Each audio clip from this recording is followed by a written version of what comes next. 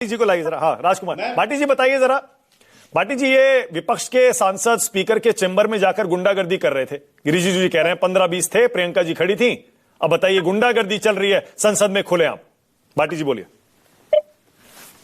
मानक जी, संसद के परिप्रेक्ष्य में भारतीय लोकतंत्र का जो परिदृश्य दिखाई दे रहा है इस समय, वो ऐसा दिखाई दे रहा है कि भारत का विपक्ष बहुत जिम्मेदार, बहुत बहादुर और बहुत मैच्योर है, और भारत की सरकार बहुत ही गैर जिम्मेदार और बहुत ही कायर, डरी हुई और बहुत कमजोर है।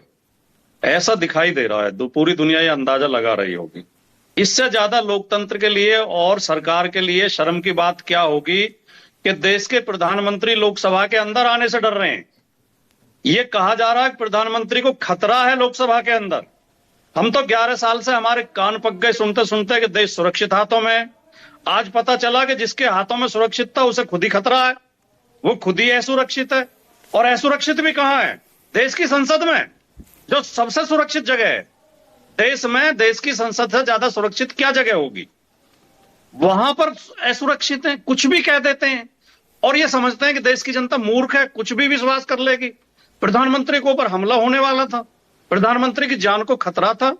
कमाल की बात है भाई। जनरल जैनी साहब ने एक बात कही कि जो लीकेज है, लीकेज का उन्होंने विरोध किया और उन्होंने बड़ी साफगोई से कहा, और मैं उनका बहुत सम्मान करता हूं, बहुत अच्छा बोलते हैं, निष्पक्ष बोलते हैं, बात सही है, वो कभी किसी पार्टी के पक्ष में नहीं झुकते। उन्होंने कहा कि मैं राजनीतिक आदमी नहीं हूं। तो मैं राजनीतिक आदमी हूं, मैं इसका राजनीतिक परिप्रेक्ष्य निकालता हूं। वो तो एक ऑफिसर की तरह उसकी समीक्षा कर रहे थे। हाँ। लोकतंत्र लीकेज से, स्टिंग से और खोजी पत्रकारिता से ही चलता है। अगर सरकार की मर्जी से चलने लगे, जो सरकार सूचना देना चाहती है केवल वही सूचना सामने आए, तो सरकार तो कुछ भी करेगी।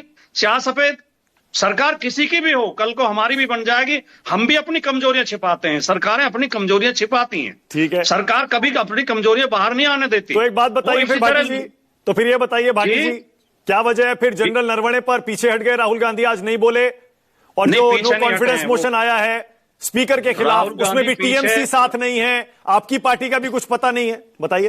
राहुल गांधी पीछे नहीं हटे हैं। राहुल गांधी बहुत बहादुरी के साथ, बहुत समझदारी के साथ, बहुत जिम्मेदारी के साथ विपक्ष की भूमिका निभा रहे हैं, बहुत मैच्योरिटी के साथ, और बहुत गंभीर बातें कह रहे हैं देश हित के बारे में। और जो भारतीय जनता पार्टी के लोग उनका मखौल उड़ा रहे हैं, अच्छा नहीं लगता विपक्ष के नेता के लिए ऐसे हल्के शब्दों का प्रयोग किया